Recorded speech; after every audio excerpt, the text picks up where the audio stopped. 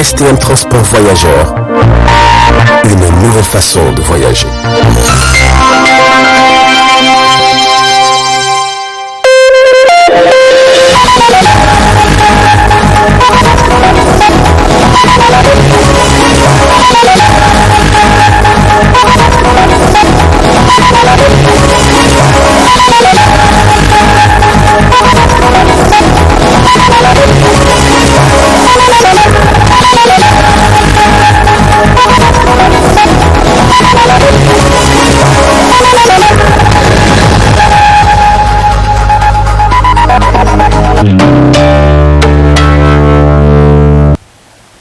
Messieurs, dames, bonsoir et ravi de vous retrouver sur ce plateau du Miroir de la Femme dans cette édition de 16h45 minutes. Les travaux se poursuivent en plénière à l'Assemblée nationale avec 2 points inscrits à l'ordre du jour.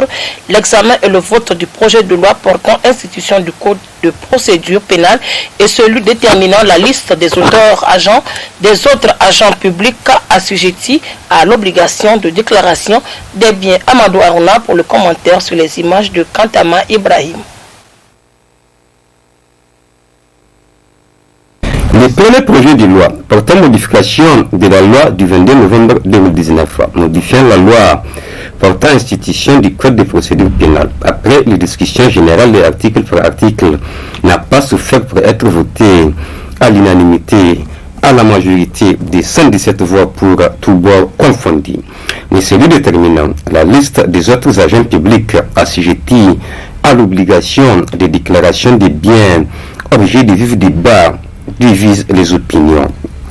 Il a été l'objet de 3 amendements et renvoyé à la Commission des affaires générales et institutionnelles CAGI pour une seconde lecture afin de clarifier les zones d'ombre qu'il contient. Il faut préciser que la séance a été suspendue, mais le vote du dit projet de loi aura lieu de l'après-midi du vendredi 19 juin 2020.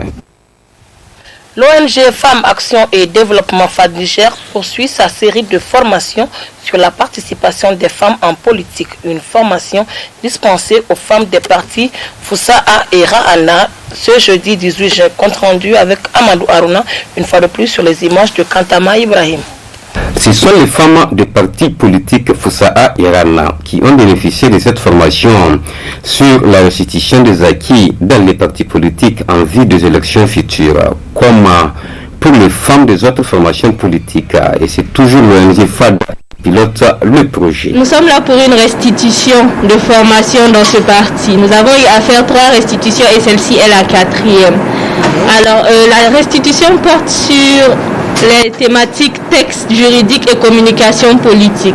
Ces thématiques ont été choisies car nous avons vu que dans les partis, les femmes, dans la plus grande majorité, ne connaissent pas leurs textes. Quant aux campagnes politiques, nous avons constaté que dans les campagnes, les femmes sont souvent effacées. Elles ne sont pas aussi bien affichées que les hommes. Nous avons donc décidé de corriger cela à travers des formations. Au-delà des formations, nous avons décidé de faire des restitutions afin d'élargir le nombre de bénéficiaires et ainsi d'améliorer la participation des femmes en politique. Avec le soutien des FAD, l'engagement des femmes en politique est déterminant. L'ONG FAD nous a vraiment éclairé sur la place de la femme en politique. On remercie beaucoup l'ONG FAD et on souhaite vraiment que la formation soit diffusée à l'intérieur du pays pour toutes nos autres sœurs. Je crois fermement à l'engagement de la femme en politique et si on est lésé, je crois que c'est avant. Maintenant, il y a vraiment eu une grande progression. La femme a beaucoup évolué. Par exemple, l'exemple des FAD de Niger, là, avec la sensibilisation. Actuellement, dans le gouvernement actuel, là, il y a des femmes qui sont là. Au niveau de l'Assemblée nationale aussi, il y a des femmes. Et un peu partout, c'est vrai, la lutte est encore longue, mais reconnaissant aussi que beaucoup a été fait sur ce plan-là. Cette formation a une particularité. Elle a enregistré la participation des hommes qui l'ont suivi avec intérêt. Sur un tout autre plan, le village de Nogoré est situé dans le 5e arrondissement communal de la ville de Niamey. Allons à la découverte de ce village dans ce reportage de Memouna Gado. Situé en plein cœur de l'arrondissement communal Niamey 5, le village de Nogoré fondé par Abdou Indi dans la foulée de la migration conquérante des Peuls venus du Massina, actuelle République du Mali, pour occuper la bande territoriale connue sous le nom de Bitinkodji. Après la proclamation de l'indépendance du Niger en 1960, un an après, les cadres du parti au pouvoir ont bénéficié d'un espace agro-pastoral dénommé Cuvette de la Mordée, qui s'étend à l'angle nord-est de l'Institut national de la jeunesse, des sports et de la culture INJS jusqu'à la maison de la Samaria Rogari, à l'ouest, estimée à plus de 50 hectares. À l'origine, lorsque le village de Nungare a été créé, son premier emplacement se trouve dans l'ancêtre actuel de l'hôpital Amir Boubacar Diallo. Donc, c'est pour des raisons de commodité, donc de s'approcher surtout de leur espace de pâturage, qu'ils ont quitté ce site pour habiter dans le site actuel dans lequel nous sommes. Donc c'est ainsi qu'ils avaient leur site de pâturage qui est juste à côté et le lit du fleuve où ils pouvaient faire abreuver leurs animaux domestiques. Voilà qu'après la proclamation de l'indépendance de notre pays, le 3 août 1960, des pratiques dont on n'arrive pas à mesurer la portée commencent à faire jour. C'est ainsi qu'en 1961, l'État du Niger a immatriculé cet espace agro-pastoral sous le numéro TF 3144 et lui a donné la dénomination de cuvette de la Morde dans le village de Nongare. Or, à cette date, en 1961, il est de l'autorité publique que la limite entre le village de Nongare et celui de la Morde, c'est le hameau de Badjire. Ce hameau est géographiquement situé dans l'espace territorial du village de Nongare et il est contigu au palais royal de feu Amir Boubacar Diallo et à son âme. Donc, après que l'État l'ait immatriculé, il a organisé une purge des droits réels. En tout cas, il faut l'appeler comme ça, eu égard à la nature et à la qualité des bénéficiaires du morcellement qui a été opéré. On peut dire que c'est vraiment une purge des droits réels qui a été réalisée. Or, cette purge a été réalisée sous forme de jardin potager récréatif, pratiquement parce que c'était adressé à certains cadres du parti État de l'époque, en l'occurrence le parti PPN-RDA au pouvoir, mais aussi des ministres en exercice de l'époque. Malheureusement, pour des raisons que je n'arrive pas à m'expliquer, le feu Amir Boubacar Diallo, dont j'ai demandé à ce que son nom soit dédié à l'hôpital du même nom, n'est pas bénéficiaire du morcellement. Pourtant, comme vous pouvez le constater ici,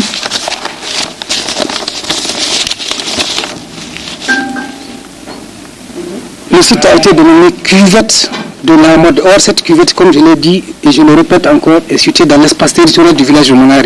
Et aussi loin qu'on remonte dans l'histoire du canton de la Morde de Bitingodji, à aucun moment la Morde n'a eu une cuvette dans le village de Nongare. 60 ans après, le chef du village actuel de Nogari demande réparation. Vous pouvez vous-même le constater, le village en lui-même, quand on l'a intégré dans le lotissement, ils se sont arrangés pour ne pas lotir le village, parce que en le lotissant, ils allaient leur consacrer des droits dans leur terroir. Et ça, il ne fallait pas que ça arrive. Il y a eu encore le site Agrimet, le site de l'université de Niamey. Il fait 1 690 000 mètres carrés. Il a été titré le 4 octobre 1974. Quand je dis le site de l'université de Niamey, je parle et de l'hôpital Amir Boubacar Diallo et de l'ensemble des facultés et autres administrations qu'il y a au sein de l'université de Niamey. Le centre régional Agrimet, pareil lui aussi. Pourtant, ce sont des pouponnières, des élites intellectuelles, administratives, scientifiques, culturelles et politiques de notre pays. Ces deux sites-là non plus n'ont pas fait l'objet de dédommagement au profit des propriétaires coutumiers du village. L'idéal pour nous, ce serait que les dispositions soient prises pour pour que les producteurs coutumiers ou leurs ayants droit, puisque la plupart sont décédés, ils ont laissé leur famille dans des difficultés, puisque tout ce qui servait comme site de survie pour ma communauté a été accaparé. Tout au centimètre carré près. Donc l'idéal pour moi serait que dans un premier temps, qu'on prenne les dispositions pour dédommager les gens, si c'est possible. Dans le cas où ce n'est pas possible, en tout cas dans l'immédiat, que des dispositions soient prises au niveau de toutes ces administrations qui sont dans les différents sites là, pour que un quota soit réservé aux enfants et aux petits-enfants de ces victimes. Le chef de village de Nogari n'entend pas baisser les bras et compte poursuivre la lutte jusqu'à un dénouement heureux de la situation. D'ores et déjà, il a adressé plusieurs lettres au gouverneur de la région de Niamey et au premier ministre chef du gouvernement. Parlons santé dans cette édition, peu connue et peu utilisée par la population. La pharmacopée traditionnelle a aussi des avantages considérables, surtout pour le traitement de certaines maladies. Plus de précision dans ce reportage de la télévision Tambara. Reconnue au Niger depuis une décennie, la pharmacopée traditionnelle et prophétique occupe une place de choix dans la vie de nombreux Nigériens. À travers des plantes médicinales, du miel, pour ne citer que cela, les tradipraticiens parviennent à guérir plusieurs maladies telles que le diabète, l'hypertension, l'ulcère, l'hernie, les infections chroniques, etc. Mais d'où proviennent ces plantes médicinales? Ça ferait comme une médecine prophétique. Ils vont nous dire que maga que c'est qui au canal au massé. Irin musamman kuma da barka irdo iro hargina Avant de vendre quoi que ce soit, nous demandons aux clients s'ils ont effectué une visite au dispensaire. Notre force réside dans le courant. Nous nous approvisionnons en produits en Algérie, Égypte, Arabie Saoudite et souvent Dubaï.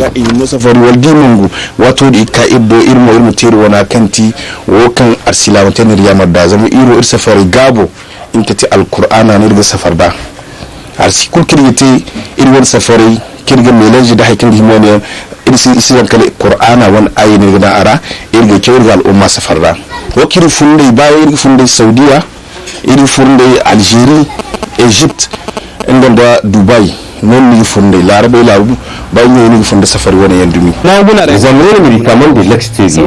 Mon père souvent amène des produits du village où nous pouvons enregistrer jusqu'à 30 sacs souvent. Quels sont les produits que fournissent les tradipraticiens et leur posologie? Il y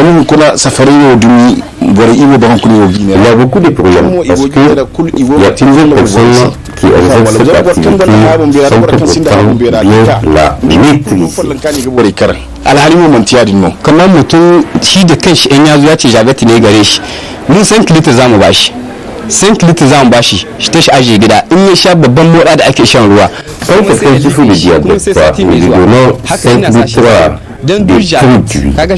Pendant une semaine, il va faire la diarrhée pour faire face au diabète filial. Et il faut forcément avoir des produits liquides et en poudre parce qu'il y a des personnes qui vivent en France.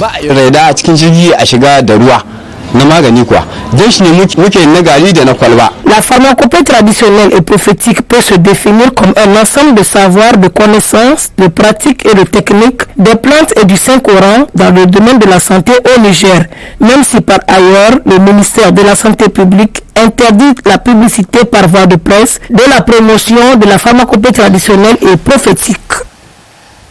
Parlons religion dans cette édition. En islam, le port du voile pour la femme est obligatoire pour se couvrir le corps.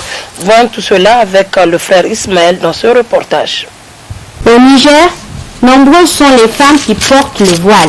Faisons l'historique du port du voile avec frère Ismaël. Le port du voile comporte des vertus. Le voile, à l'avènement de l'islam, les femmes faisaient de l'exhibitionnisme.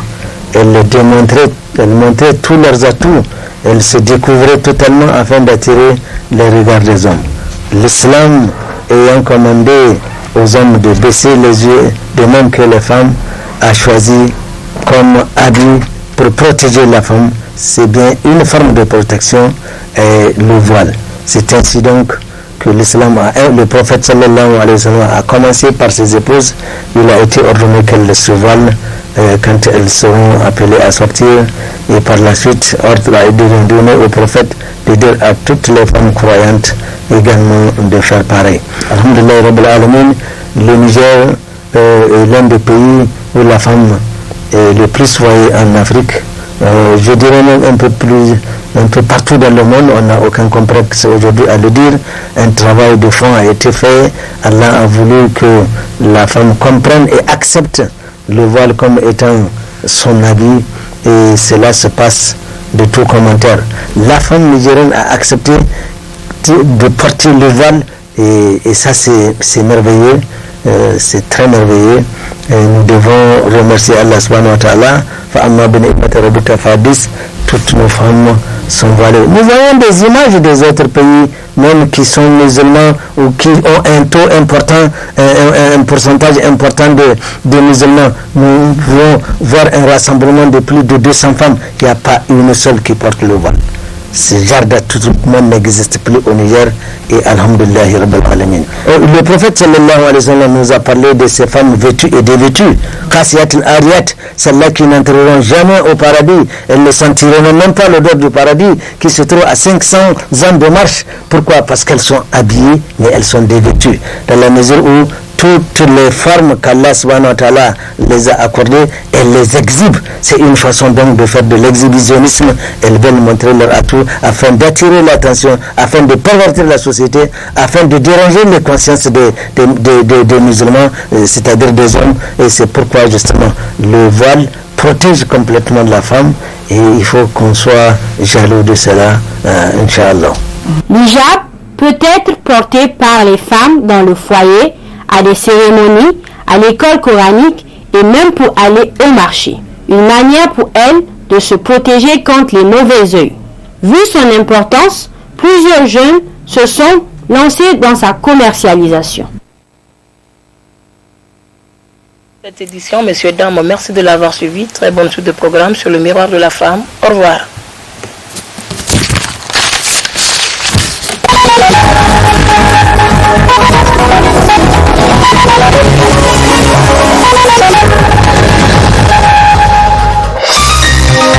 Ce journal vous a été présenté par STM Transport Voyageurs. Une nouvelle façon de voyager.